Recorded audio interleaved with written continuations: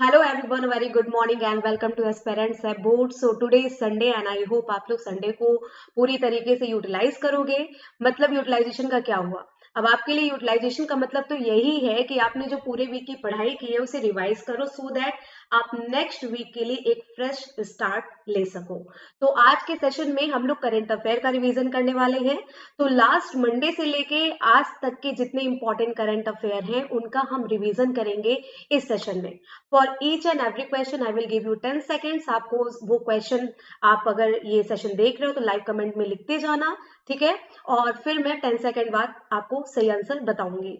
तो स्टार्ट करते हैं विदाउट डिलेइंग और फटाफट सेशन को शेयर कर दीजिए। This is very important session. अगर आपने पूरे हफ्ते पढ़ाई नहीं भी की है तो इस एक सेशन के जरिए आपका पूरे हफ्ते का रिवीजन हो जाएगा। एक और बात, जब हम रोज के करंट अफेयर को डिस्कस करते हैं तो बहुत सारे न्यूज को इंक्लूड करते हैं, बट जब हम पूरे वीक के मोस्ट इंपॉर्टेंट करंट अफेयर की बात करते हैं तो यहाँ पे मैंने केवल 55 करंट अफेयर को चूज किया है।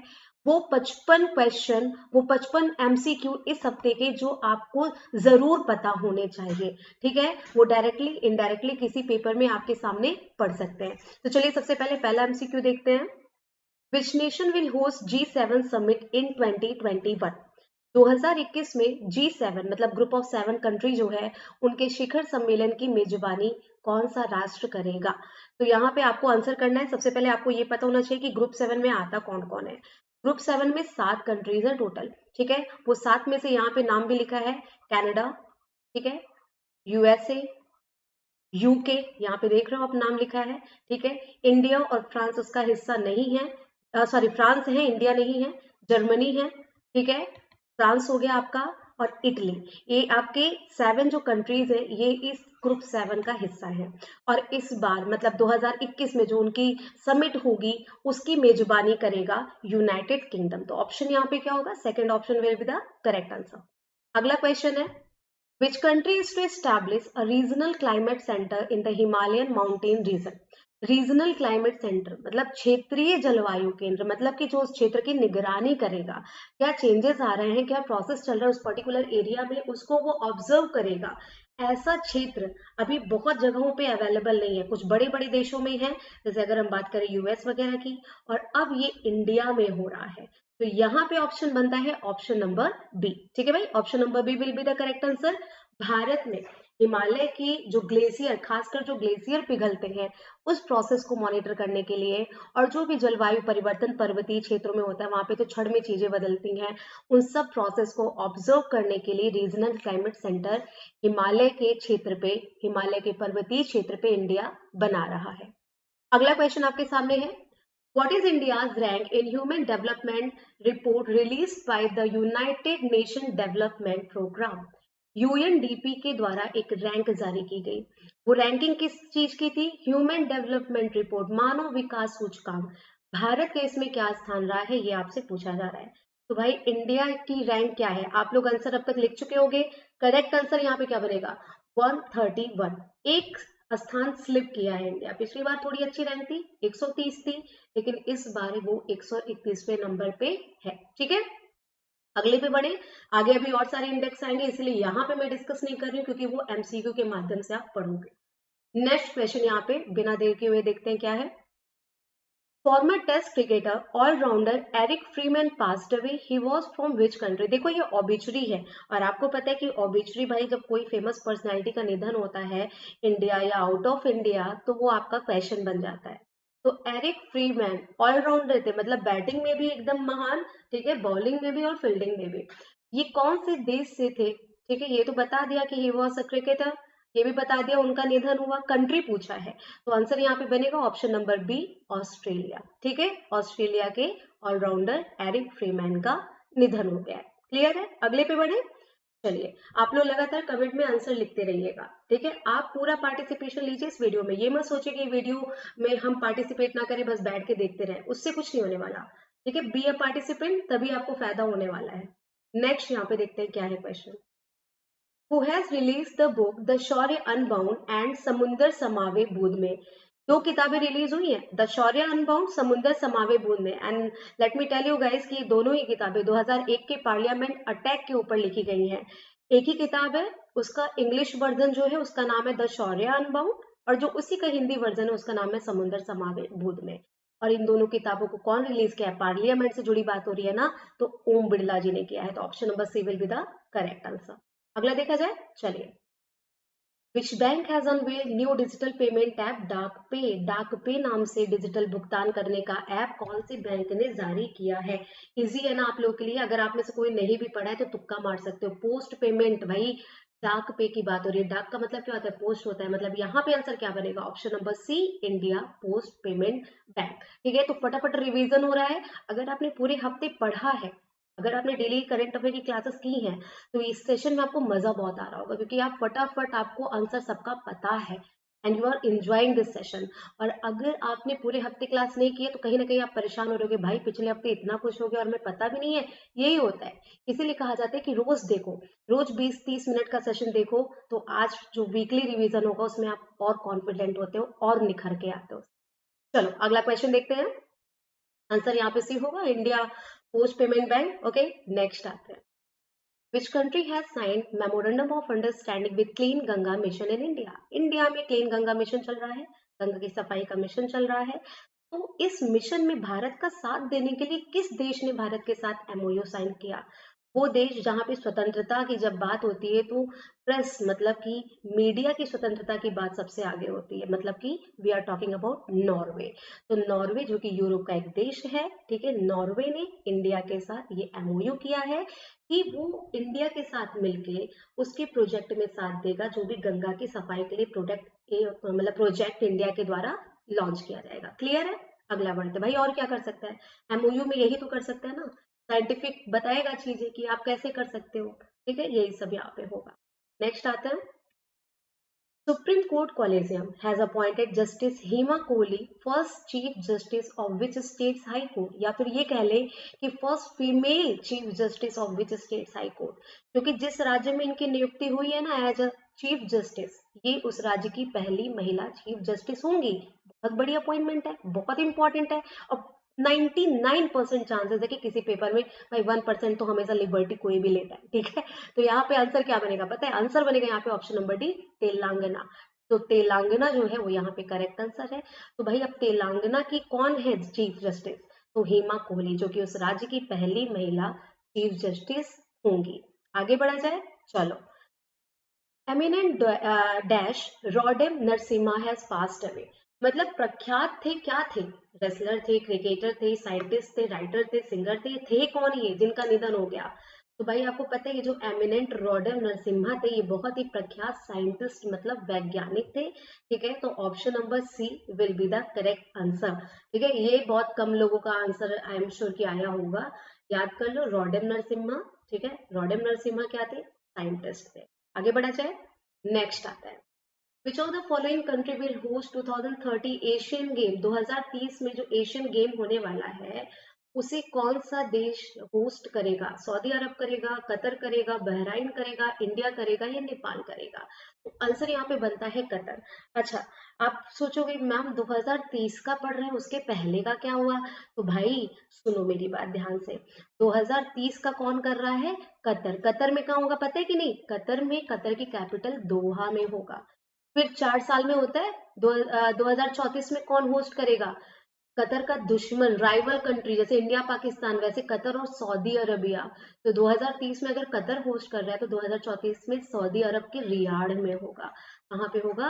रियाड़ में होगा। उसके पहले कब होगा? 4 साल पहले होगा कि नहीं होगा? ठीक है, और उसके भी पहले होगा। तो सबसे पहले चाइना, फिर जापान, फिर कतर और फिर सऊदी अरब, ये सीक्वेंस आपको याद रखना है। आगे अगला, rating agency CRISIL has projected the GDP of India at dash percent in financial year 21. This particular question is important for banking aspirant, especially important तो सबके लिए, लेकिन उनके लिए especially ये important है because we are talking about GDP, banking term की यहाँ पे बात हो रही है। तो फाइनेंशियल ईयर 2021 के लिए इंडिया का ग्रॉस डोमेस्टिक प्रोडक्ट, इंडिया कितना उत्पादन करेगा? ठीक है, क्रिसिल जो क्रेडिट रेटिंग एजेंसी है उसने क्या अनुमान लगाया? क्योंकि सब अनुमान ही लगा सकते हैं, अभी फाइनेंशियल ईयर 2021 तो आया नहीं, तो सब प्रेडिक्ट करते हैं। तो इन्होंने कहा कि भाई देखो, क्योंकि पैंडेमिक चल रहा है, बहुत अच्छा तो जीडीपी नहीं जाएगा, उत्पादन वगैरह बहुत अच्छा नहीं होगा, लेकिन फिर भी 7.7 माइनस में रहेगा। -7.7% इन्होंने प्रोजेक्ट किया है। बाकी तो ये अब समय आने पे पता चलेगा कि क्या रहा, कितना जीडीपी इंडिया दिया है। ठीक है भाई। क्रिसिल क्या है भाई? क्रिसिल एक क्रेडिट रेटिंग एजेंसी है। ठीक है। क्रिसिल क्रिसिल जब शुरू हुआ था तो इंडिया में शुरू हुआ था, इंडिया की कंपनी थी। आगे जाके I am not very much sure but approx 2006 के 7 की बात है, एक फॉरेन कंपनी, ठीक है, S&P, इसमें 51% स्टैक खरीद ली और फिर उसका अधिकार इस पे ज्यादा हो गया। तो अब ये पूरी तरीके से इंडिया की नहीं रही, अब ज्यादा परसेंट इसमें किसका है? S&P का है। वही कंपनी जो है क्रिसिल, उसने ये अनुमान लगाया है, लेकिन इसका हेडक्वार्टर अभी भी इंडिया में ही है। ठीक है। चलो, where Prime Minister Modi laid the foundation stone for 30 gigawatt renewable energy park as the largest of its kind in the world।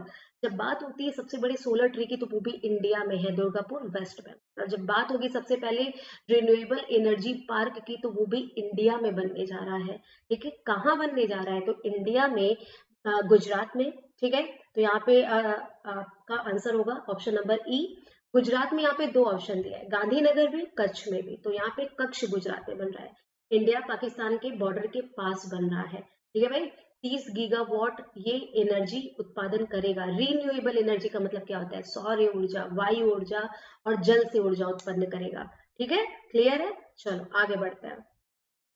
who has been crowned as the highest paid celebrity of 2020 by Forbes। Forbes USA की magazine है, ये हर साल बताती है कि इस साल सबसे हाईएस्ट पेड सेलिब्रिटी कौन रहा, और इस बार इन्होंने नाम लिया है कीली जेनर का। ठीक है। तो कीली जेनर इस बार सबसे ज्यादा कमाने वाली सेलिब्रिटी बनी। बेसिकली उन्होंने अपने cosmetic, I am so sorry भाई, कॉस्मेटिक प्रोडक्ट उनका था जिसे उन्होंने सेल किया, और उनकी सबसे ज्यादा कमाई पेंडेमिक के दौरान उसी वजह से हुई है। ठीक है। तो ये फर्स्ट पे है। देखो भाई, इतने बड़े बड़े दिग्गजों को इन्होंने पीछे छोड़ दिया। कीली जेनर पता है कौन है? जो आप ए ऑप्शन में नाम देख रहे हो, ये सेकंड नंबर पे रहे हैं। कैन्ये वेस्ट, ठीक है, ये दूसरे सबसे ज्यादा कमाने वाले सेलिब्रिटी है। और कैन्ये वेस्ट जो है किम कार्दशिया के बॉयफ्रेंड है। भाई वहां पे तो बॉयफ्रेंड का मतलब भी हस्बैंड ही समझो। तो इस लिहाज से ये इनके ब्रदर इन लॉ हुए। तो ये फर्स्ट नंबर पे और इनके brother in law second number पे है। नेक्स्ट आते हैं। Option number second will be the correct answer. who has been awarded with the prestigious Golden Peacock Environment Management Award for the year 2020 in the steel sector। Steel sector में 2020 के लिए golden peacock environment management award किसे मिला? मतलब कि वो संस्था जो स्टील का उत्पादन कर रही है, लेकिन उसकी जो कह सकते हो प्रोसीजर है, वो पूरी तरीके से इन्वायरमेंट फ्रेंडली है। इसका पुरस्कार किसे मिला? अब तक जवाब आ गया होगा, आ जाना चाहिए बेसिकली। आंसर हो गया यहाँ पे SAIL, steel authority of India limited. Option number D will be the correct answer. ठीक है भाई। इनको ये अवार्ड मिला है। ये ज्यादा कह सकते हो वेस्टेज नहीं उत्पन्न करते, ये पानी को रीयूज करते हैं, तो ये सारी चीजें इन्वायरमेंट फ्रेंडली हुई, इसीलिए इनको ये अवार्ड इस बार मिला है। NASA and the European Space Agency have selected whom to be the commander of the SpaceX Crew 3 mission to the International Space Station। आपको पता है स्पेस में भी बड़े बड़े देशों का अपने मतलब स्पेस स्टेशन होता है। जब इनके एस्ट्रोनॉट जाते हैं तो वहां पे स्टे करते हैं। तो नासा और यूरोपियन स्पेस एजेंसी एक मिशन चला रही है, क्रू 3 मिशन, जिसके अंतर्गत वो 4 लोगों को भेजेंगे अपने इंटरनेशनल स्पेस स्टेशन में। तो इस मिशन का कमांडर उन्होंने एक ओरिजिनल जो ऑरिजिन जिनका इंडियन है, उन्हें चुना है। अब यहाँ पे आपको मैंने थोड़ा इजी कर दिया। उनका नाम है राजाचारी। इनके फादर बेसिकली हैदराबाद से थे। ठीक है। मतलब वो जब यंग थे तभी हैदराबाद छोड़ के चले गए थे इंजीनियरिंग करने, तो इंजीनियरिंग की डिग्री लेने, और फिर उनका वही पे सब चालू हो गया। तो राजाचारी उनके बेटे, और उन्हें कमांडर चुना गया इस मिशन के लिए। टोटल 4 लोग जा रहे हैं इस मिशन पे। ठीक है भाई, आगे बढ़े। चलो, where the ISRO has set up a dedicated space situational awareness control center named Netra. देखो यहाँ पे जो एक टर्म लिखा है, स्पेस सिचुएशनल अवेयरनेस, मतलब क्या हुआ? स्पेस मतलब अंतरिक्ष, सिचुएशनल अवेयरनेस मतलब कि स्पेस में जैसे ये धरती है, धरती की ऑर्बिट में क्या है, कैसे है, हमारी अगर इंडिया की सैटेलाइट है उसके आसपास क्या है, कोई उल्का पिंड है, कुछ धरती की तरफ बढ़ रहा है, हमारी सैटेलाइट को किसी से नुकसान हो सकता है, इन सब चीजों के बारे में अध्ययन करना, उसे निगरानी में रखना जो है उसे कहते हैं SSA। तो SSA के लिए नेत्र नाम से स्पेशली एक केंद्र बनाएगा। कौन बनाएगा? इंडिया। इंडिया कहाँ बनाएगा? तो बेंगलुरु में बनाएगा। Option number C will be the correct answer, जो पूरी तरीके से इसी कार्य के लिए डेडिकेटेड रहेगा। समझ में आ गया? आगे बढ़े। देखो, अगर आप सोच रहे हो मैम इसका डिटेल आज क्यों नहीं करवा रही, क्योंकि डेली हम लोग बहुत डिटेल में पढ़ चुके हैं, आज केवल रिवीजन हो रहा है। ठीक है, चलो आगे देखते हैं। According to the State Bank of India, in its research report EcoRap, what will be the GDP growth of India in financial year 21? मतलब अब स्टेट बैंक ऑफ इंडिया, अभी बात किसकी हुई? क्रिसिल ने कहा कि फाइनेंशियल ईयर 2021 के लिए इंडिया की जीडीपी रहेगी 7.7% माइनस में। अब स्टेट बैंक ऑफ इंडिया की जो रिपोर्ट आई, जिसको नाम दिया गया इको रैप, इनके हिसाब से क्या है ये पूछा जा रहा है। ये भी अपना अनुमान लगाए हैं। आंसर क्या होगा आपको पता है ना? आंसर होगा -7.4, मतलब ऑप्शन नंबर सी। क्रिसिल ने बोला 7.7, अलग अलग पूछा जाता है याद रखना, और इको रैप में बोला गया है 7.4। क्लियर है? अगला, India and which of the following have signed $400 million project to protect India's poor? Bharat के गरीबों की रक्षा करने के लिए भारत ने किस देश के साथ $400 मिलियन का समझौता किया है? भाई, इंडिया के गरीबों को प्रोटेक्ट करने के लिए कोविड-19 के समय में $400 मिलियन की सहायता राशि दे रहा है world bank. Option number D will be the correct answer. अभी इसी पे आपको क्या चाहिए? इसी में कुछ बच्चों को जिन्हें याद है और जिन्हें नहीं याद है उन्हें भी गूगल करके तुरंत कमेंट में लिख देना चाहिए वर्ल्ड बैंक की डिटेलिंग, जो कि हम लोग डेली डिस्कस करते हैं। ठीक है, तो याद हो तब भी लिखो, ना याद हो तो गूगल करके लिख दो, इससे आपको फिर आगे के लिए याद रहेगा। Who has been elected as the Vice President of Asia Pacific Broadcasting Union? देखो, एशिया कॉन्टिनेंट है और पैसिफिक भी कॉन्टिनेंट है। पैसिफिक वही जिसमें ऑस्ट्रेलिया, न्यूजीलैंड वगैरह आते हैं, न्यू पापुआ गुइना वगैरह आते हैं। तो जो एशिया में और पैसिफिक में ब्रॉडकास्टिंग का संघ है, उसके वाइस प्रेसिडेंट के रूप में किसे चुना गया? क्योंकि उस संघ का जो प्रेसिडेंट है उनका नाम है इब्राहिम एरन। ठीक है, और वाइस प्रेसिडेंट चुना गया शशि शेखर वेम्पति को। अब शशि शेखर वेम्पति कौन है? तो ये प्रसार भारती के सीईओ थे। ठीक है, प्रसार भारती जो इंडिया में ब्रॉडकास्टिंग का काम देखता है भाई, तो ये प्रसार भारती के सीईओ थे, और अब ये वाइस प्रेसिडेंट है एशिया पैसिफिक ब्रॉडकास्टिंग यूनियन के। याद रहेगा? आगे बढ़ते हैं। Option B, Who will be the chief guest of Republic Day celebration on January 26, 2021? 26 जनवरी 2021 में इंडिया में जो रिपब्लिक डे मनाया जाएगा उसका चीफ गेस्ट कौन है? तो किसे बुलाया गया है भाई इस बार? इस बार यूके के प्राइम मिनिस्टर को बुलाया गया, और यूके के प्राइम मिनिस्टर कौन है? Boris Johnson. तो ऑप्शन नंबर बी यहाँ पे करेक्ट आंसर बनेगा। अगला क्वेश्चन देखें। Which nation will be hosting ICC women's world cup 2022? पिछला जरा रिवाइज करते हुए चलते ना, इजी रहेगा। अभी आपने देखा एशियन गेम जो 2030 में होगा वो दोहा में होगा, मतलब कतर में होगा। 2034 वाला भी डिसाइड हो गया, रियाड़। रियाड़ मतलब कहाँ पे? सऊदी अरब में होगा।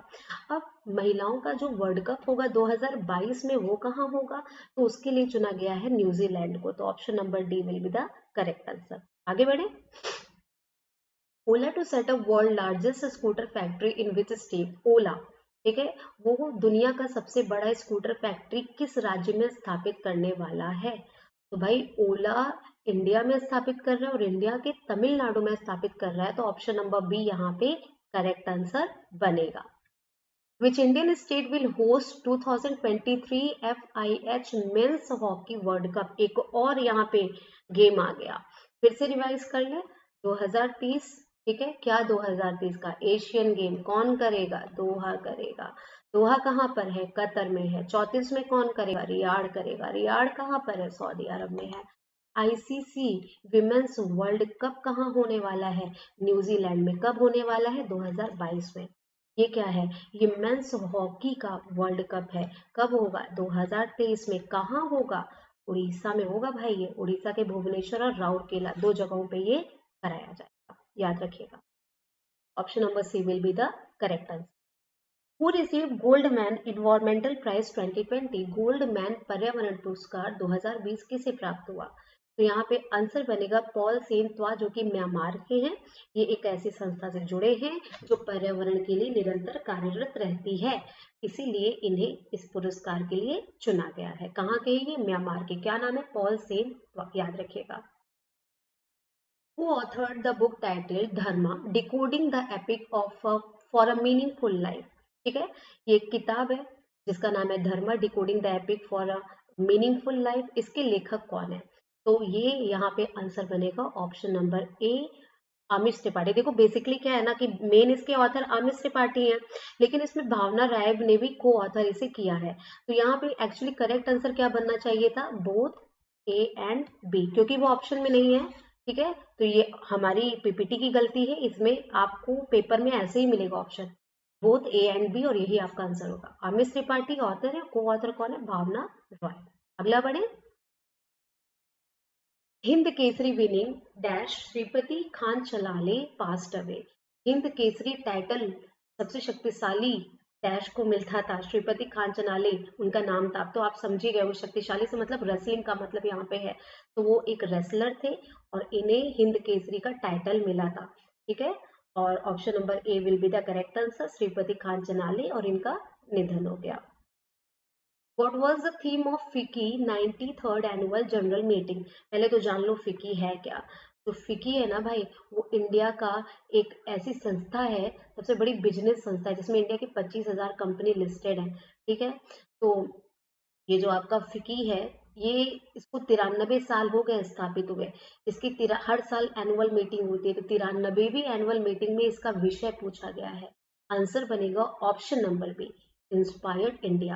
तुरंत यहाँ पे FICCI का फुल फॉर्म लिखिए, FICCI का फुल फॉर्म, क्योंकि स्थापना दिवस तो मैंने इनडायरेक्टली बता दिया, और हेडक्वार्टर भी everybody knows new Delhi. FICCI का फुल फॉर्म लिखिए, तो आंसर बनेगा option number B. UNESCO has decided to launch an international prize that will be named after which late political figure? Most important question. UNESCO मतलब united nations educational scientific and cultural organisation ने अब एक पुरस्कार देने की घोषणा की है। वो पुरस्कार इनमें से किसके नाम पर दिया जाएगा? बंग बंधु किसे कहा जाता है? बंग बंधु को नाम पे दिया जाएगा, और बंग बंधु कहा जाता है शेख मुजीबुर रहमान को, जो बांग्लादेश के पहले राष्ट्रपति और बांग्लादेश को आजाद कराने में जिनका बहुत बड़ा हाथ था। तो शेख मुजीबुर रहमान के सम्मान में यूनेस्को के द्वारा हर 2 साल पे ये अवार्ड दिया जाएगा, जिसका नाम इनके नाम पे रखा है। और कौन देगा? यूनेस्को देगा। क्लियर है? आगे बढ़ा जाए, चलिए। ऑप्शन होगा ऑप्शन नंबर डी, स्वाधीनता सड़क will be open between India and which nation? ये क्वेश्चन आ सकता है। स्वाधीनता सड़क किन दो देशों के बीच की सड़क है? इंडिया पाकिस्तान होगा नहीं भाई, इंडिया बांग्लादेश। ठीक है, option number B will be the correct answer. तो इंडिया और बांग्लादेश के बीच की स्वाधीनता सड़क ओपन होने वाली है, जिससे दोनों देशों के बीच में ट्रेड और आवागमन को सुविधा मिलेगी। ठीक है, who won the season ending Abu Dhabi grand prix? Grand prix की जब बात आती है तो यहाँ पे कार रेसिंग की बात हो रही है, और कार रेसिंग का ग्रैंड प्रिक्स हुआ। सीजन का आखिरी का मतलब क्या है कि 2020 का ये आखिरी ग्रैंड प्रिक्स था। ठीक है, तो आखिरी ग्रैंड प्रिक्स में कौन जीता ये पूछा गया है, तो मैक्स वर्स्टैपन जीते हैं। मैक्स वर्स्टैपन जीते हैं, याद रखिएगा। जो पहला हुआ था सीजन का, लुइस हैमिल्टन जीते 2020 में जब पहला हुआ था ग्रैंड प्रिक्स, और ये आखिरी जो हुआ है मैक्स वर्स्टैपन जीते हैं। Who has been declared as the winner of the Social Entrepreneur of the Year Award 2020? सामाजिक उद्यमी 2020 का ये अवार्ड किसे मिला? तो ये अवार्ड मिला है अशरफ पटेल को। Option number E will be the correct answer. आगे बढ़ा जाए, डिटेल हम लोग पूरे हफ्ते पढ़े, इसलिए आज केवल रिवीजन हो रहा है। मैं बार बार ये दोहरा दे रही हूँ, ये मत सोचिएगा कि डेली यही क्लास चलती है, क्योंकि हम लोग पूरे हफ्ते पूरी डिटेल पढ़े, इसलिए आज केवल क्वेश्चंस का आंसर आपको याद कराया जा रहा है। India and which country has inked MOU on technology cooperation? Technology के इस क्षेत्र में सहायता देने के लिए एक दूसरे को इंडिया ने कौन से देश के साथ क्या किया है? समझौते ज्ञापन पे हस्ताक्षर किया। तो आंसर बनेगा Austria. Option number D will be the correct answer. Reserve Bank of India has decided to set up an automated banknote processing center ABPC in which city? क्या होता है ना कि नोट जब छप के आता है तो वो कैश चेस्ट होता है, वहां पे रखा जाता है, फिर बैंक में डिस्ट्रीब्यूट किया जाता है। कोई नोट खराब निकलती है तो उसे श्रेड करके नष्ट किया जाता है। ये सारा कार्य करने के लिए अब केंद्र स्थापित कर रहा है आरबीआई। आरबीआई कौन है? जो भारत में नोट छापने का इकलौता अधिकारी है और मैनेज करने का इकलौता अधिकारी है। तो reserve bank of India in सब काम के लिए एबीपीसी की स्थापना कौन से शहर में करने वाली? बहुत इंपॉर्टेंट क्वेश्चन है। आंसर होगा जयपुर। ऑप्शन नंबर सी, मतलब राजस्थान के जयपुर में। Which of the following has become the first Indian Union territory to become 100% organic? कौन सा इंडिया में केंद्र शासित प्रदेश है जो भारत का पहला केंद्र शासित प्रदेश होगा जो पूरी तरीके से ऑर्गेनिक बन गया है? ऑर्गेनिक बनने का मतलब क्या होता है कि अब वहां पे जो खेती होती है उसमें किसी भी केमिकल फर्टिलाइजर का यूज नहीं होता, पूरी तरीके से ऑर्गेनिक खेती की जाती है, मतलब खाद्य की गुणवत्ता बहुत अपर लेवल की है। ये हुआ है लक्षद्वीप के साथ। देखो, अगर राज्यों की बात करेगा तो सिक्किम सबसे पहले, और केंद्र शासित प्रदेश की बात करेगा तो लक्षद्वीप। ठीक है, option number A. Who has been named Time Magazine's 2020 Person of the Year? तो आपको पता है टाइम भी एक मैगजीन है, टाइम मैगजीन के द्वारा पर्सन ऑफ द ईयर का खिताब किसे दिया गया है? तो आंसर बनेगा जोए बिडेन। और ये अकेले नहीं है, जोए बाइडेन के साथ कमला हैरिस जो कि वाइस प्रेसिडेंट है, इन्हें भी चुना गया है। तो दो लोग पर्सन ऑफ द ईयर है, जोए बाइडेन 46वें राष्ट्रपति कहाँ के? यूएसए के, और साथ में वाइस प्रेसिडेंट, और इन दोनों को संयुक्त रूप से पर्सन ऑफ द ईयर चुना गया है। Which nation will host the Indian ocean game? देखो एक और गेम आ गया, रिवाइज कर ले पुराना वाला सारा। Have patience and listen carefully, हाँ रिवाइज हो जाएगा। 2030 एशियन गेम कहाँ पे? दोहा। दोहा कहाँ? कतर में। 2034 एशियन गेम सऊदी अरब, रियाद। ठीक है, ये हो गया। उसके पहले का 2022 का कहाँ होगा? चाइना। 2026 का कहाँ पे होगा? जापान में होगा। ये 2030 का आगे हमने आपको बता दिया। और हमने क्या पढ़ा था? आईसीसी विमेंस वर्ल्ड कप कहाँ पे होने वाला है? न्यूजीलैंड। कब होगा? 2022 में। मेंस हॉकी वर्ल्ड कप कहाँ पे होने वाला है 2023 में? तो उड़ीसा में होगा, इंडिया में ही होने वाला है। क्लियर है भाई? उसके बाद इंडियन ओशियंस गेम 2023 में कहाँ पे होने वाला है? तो मेडागास्कर। पहले मालदीव, लेकिन अब मेडागास्कर में कराया जाएगा। Option number A will be the correct answer. When is international day of neutrality observe? तटस्थता दिवस, मतलब अगर दो देशों की भिड़ंत हो रही है तो हम तटस्थ रहेंगे, हम किसी एक का साथ नहीं देंगे। ठीक है, तो तटस्थता दिवस कब मनाया जाता है? तो यहाँ पे आंसर आएगा दिसंबर 12 दिसंबर को day of neutrality, international day of neutrality मनाया जाता है। वर्ल्ड वॉर के समय ये बड़ी विडंबना हो गई थी, कौन सा देश किसका साथ देगा, तो काफी देशों ने अपने आप को न्यूट्रल घोषित कर दिया था। ठीक है, तो अगला यहाँ पे बढ़ते हैं question. What was India's top most searched word on Google in 2020? 2020 में इंडिया में गूगल पे सबसे ज्यादा खोजा जाने वाला शब्द कौन सा था? क्या लगता है आपको क्या रहा होगा? जिन्हें पता है वो तो आंसर यहाँ लिख दीजिए, जिन्हें नहीं पता उन्हें क्या लगता है? Corona virus? नहीं भाई, क्रिकेट की दीवानगी हद से ज्यादा है, IPL. Option number B will be the correct answer. Mount Everest की नई ऊंचाई क्या है? याद कर लो, इस तरह के क्वेश्चन ट्रिकी होते हैं, नंबर वाले हैं, बहुत आते हैं। 0.86 सेंटीमीटर बढ़ गई है ऊंचाई नए वाले नाप के अनुसार। ठीक है, जो नया मेजरमेंट है। तो पहले 8,848 था, अब 8,848.86 हो गया है। Option number A will be the correct answer. Who won the Rabindranath Tagore literary prize? Rabindranath Tagore literary prize किसे मिला? साहित्य पुरस्कार किसने जीता? एक किताब है the city and the seas, जो कि निर्भया रेप केस पे आधारित है, दिल्ली के 2012 की। इस पे आधारित किताब लिखी राजकमल झा ने, और इसी के लिए इन्हें ये पुरस्कार मिला है। Who has become the first Indian to win a Formula 2 race? देखो रेसिंग की बात हो रही है, वही रेसिंग जिसमें मैक्स वर्स्टेपन अभी ग्रैंड प्रिक्स जीते, लेकिन वो फॉर्मूला 1 था। 3 फेज होता है, फॉर्मूला 1, फॉर्मूला 2, फॉर्मूला 3। ये थोड़ा इजी होता है, ये थोड़ा सा टफ होता है, ये सबसे ज्यादा टफ होता है। फॉर्मूला 2 की रेस जीतने वाले सबसे पहले भारतीय, आज तक किसी भारतीय ने जीता ही नहीं था। कौन बने हैं? तो नाम आता है जेहन दारूवाला, भारतीयों का नाम रोशन कर दिया इन्होंने। Option number D will be the correct answer.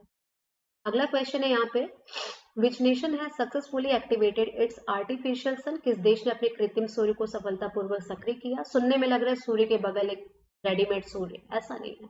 एक मशीन है जो इतनी ऊर्जा उत्पादित करती है, जो सन के कोर की गर्मी से भी 10 गुना ज्यादा ऊर्जा उत्पादित कर सकती है, इसलिए उसे कृत्रिम सूर्य का नाम दिया गया। बेसिकली ये न्यूक्लियर पावर से ऊर्जा उत्पन्न की जा रही है।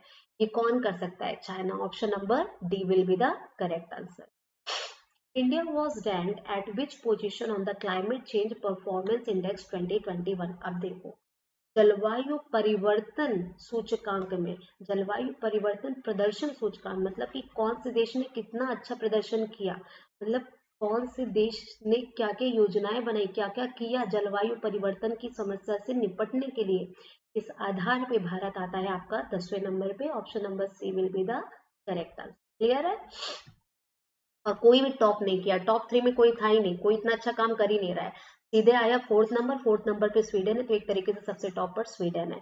ठीक है भाई, याद रखिएगा टोटल 57 देशों की रैंकिंग यहाँ पे की गई और इंडिया आपका 10वें नंबर पे आता है। Who has been appointed as the first CEO of the WHO Foundation? देखो, एक हुआ WHO, आपने सुना, ये WHO फाउंडेशन आपने पहली बार सुना होगा। WHO के साथ में उसे कॉम्प्लीमेंट करने के लिए, उसका साथ देने के लिए WHO फाउंडेशन की स्थापना की गई है। ठीक है, और इसके पहले CEO के रूप में अनिल सोनी को चुना गया। Option number D.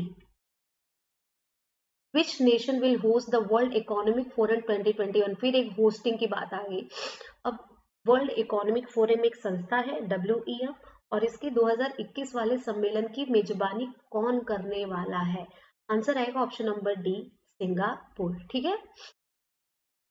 Who got 2020 UN population award? 2020 संयुक्त राष्ट्र जनसंख्या पुरस्कार किसे मिला?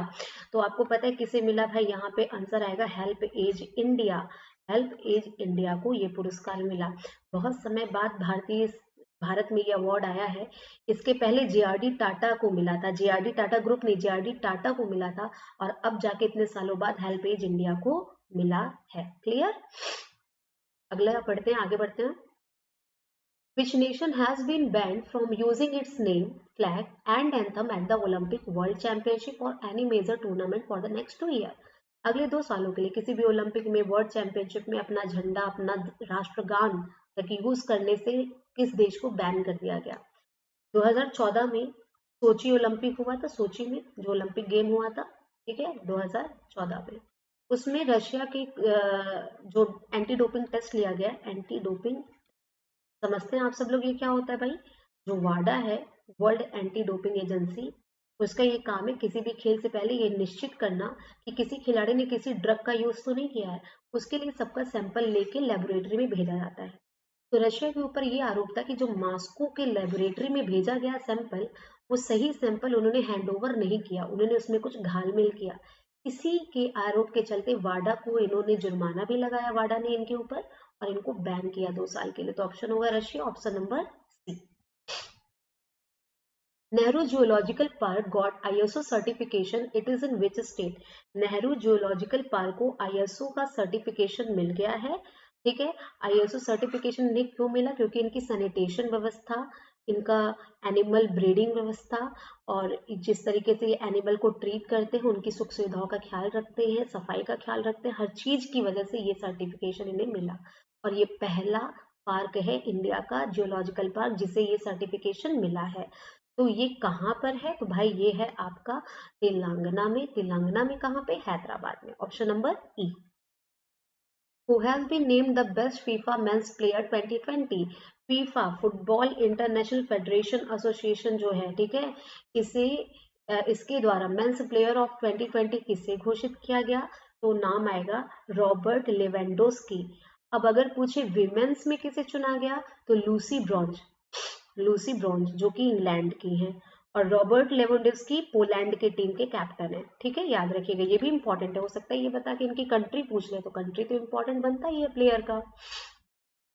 अगला question, which state will launch a special program to double the income of farmer named किसान कल्याण मिशन? किसान कल्याण मिशन जो किसानों की आय को दोगुना करेगा, ये स्कीम कौन से राज्य ने लॉन्च किया? आंसर आएगा योगी आदित्यनाथ ने किया। ऑप्शन नंबर ए, उत्तर प्रदेश।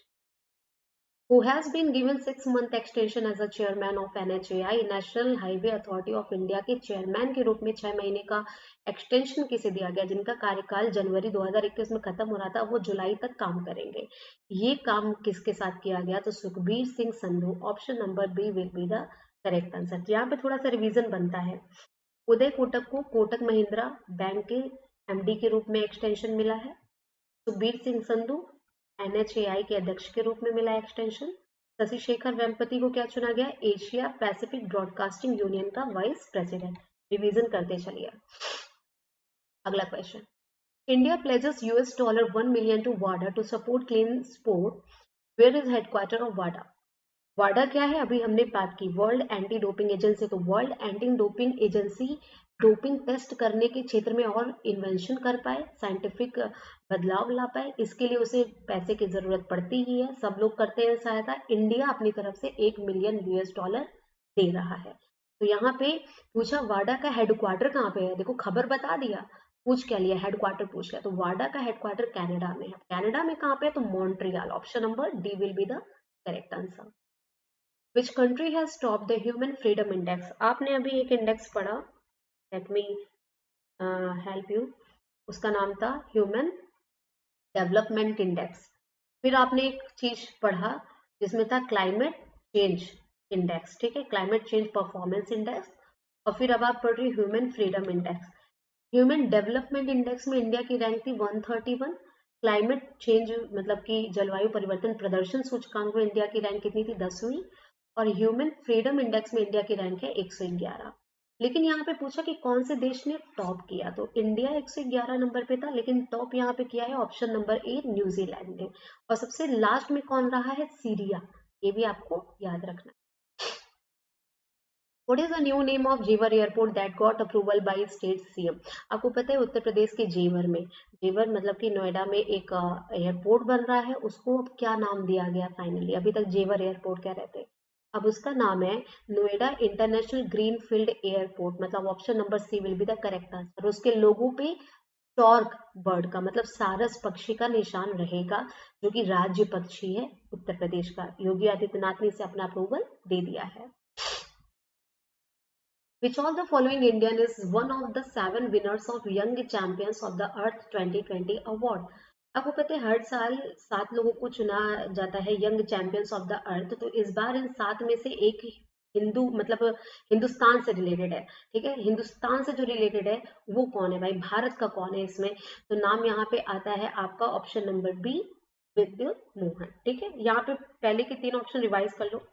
गीतांजलि रॉय को टाइम्स मैगजीन के द्वारा किड ऑफ द ईयर चुना गया है। विद्युत मोहन को 7 में से एक चुना गया है young champions of the earth 2020। Rajachari को नासा और यूरोपियन स्पेस एजेंसी का जो क्रू 3 मिशन है उसका कमांडर नियुक्त किया गया है। तो गाइज ये थे आपके 55 एमसीक्यू हो गए, और आपको पता भी नहीं चला, पता उन्हीं को चला होगा जो पढ़े नहीं होंगे पूरे हफ्ते। 55 एमसीक्यू जो मोस्ट इंपॉर्टेंट थे इस वीक के वो हम लोगों ने डिस्कस कर लिया है, और आप लोग इसे रिवाइज कर लीजिए। बाकी हम लोग कल से फिर से सेशन स्टार्ट करेंगे, डेली बेसिस पे करंट अफेयर डिस्कस करेंगे। जो लोग अभी तक सेशन नहीं लेते थे, अब भाई डेली वो 9 AM डेली 9 AM सेशन लिया करें। आज का session due to some technical error, due to some technical problem recorded जाना पड़ा, ठीक है, रिकॉर्डेड देना पड़ा, लेकिन रोज आपका लाइव क्लास चलता है। इस क्लास का जो पीडीएफ लिंक है वो आपको डिस्क्रिप्शन बॉक्स में मिल जाएगा, और वैसे भी अगर आपको पीडीएफ चाहिए तो आप हमारा टेलीग्राम ग्रुप ज्वाइन कर सकते हो। Have a good day, thanks a lot.